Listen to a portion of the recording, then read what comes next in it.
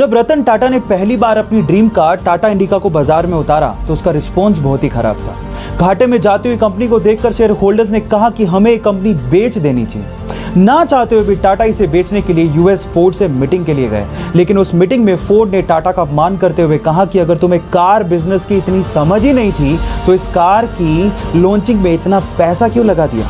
साथ ही साथ एक कहा कि इस कंपनी को खरीद कर हम तुम पे एहसान कर रहे हैं। टाटा ने यह सुन के कार कंपनी को बेचने से इनकार कर दिया।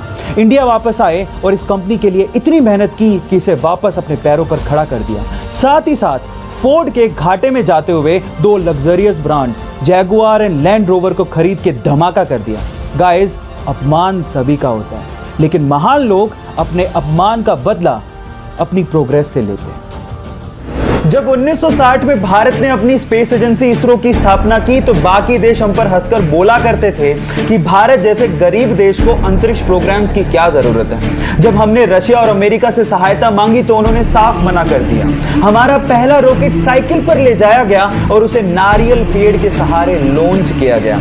इतने बुरे दिन देखने के बावजूद भी आज इसरो ने भारत को अंतरिक्ष प्रोग्राम्स में बुलंदियों पर पहुंचा दिया है। भारत 2013 में मंगल ग्रह पर पहली ही कोशिश में पहुंचने वाला पहला देश बना और साथ ही साथ इसरो ने 2017 में एक ही रॉकेट से 104 सैटेलाइट को लॉन्च करके रिकॉर्ड बना दिया और आज इसरो वर्ल्ड की रिनोन स्पेस एजेंसीज में से एक है। So proud to be an Indian. अपनी बेहद खराब फॉर्म के चलते 2011 के वर्ल्ड कप टीम में उसका सिलेक्शन तक नहीं हुआ। लोगों ने कहा कि ये सब तो उसके साथ होना ही था, वो बहुत ज्यादा लेजी है, उसमें कोई कंसिस्टेंसी ही नहीं है और शायद अब कभी वो वापसी नहीं कर सकता।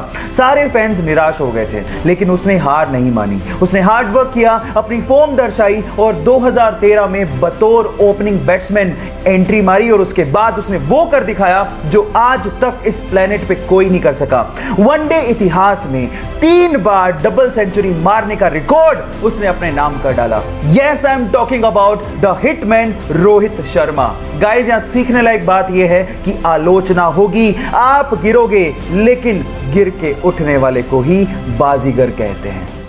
एक बार एक 10 साल के बच्चे का आइसक्रीम कोन खाने का मन हुआ तो सामने के होटल में गया और उसने महिला वेट्रेस से पूछा आइसक्रीम कोन कितने का आता है। तो उस महिला वेट्रेस ने जवाब दिया 70 रुपए का। फिर उस बच्चे ने अपनी जेबें टटोली, शायद उसके पास इतने पैसे नहीं होंगे, तो उसने महिला से दोबारा पूछा कि छोटा कप कितने का आता है। तो उस महिला वेट्रेस ने जवाब दिया 60 रुपए का। कुछ सोचने के बाद उस बच्चे ने कहा ठीक है, आप वो छोटा कप मुझे लाके दे दीजिए। फिर उसने अपनी आइसक्रीम खाई, पैसा पे किया और वहां से चला गया।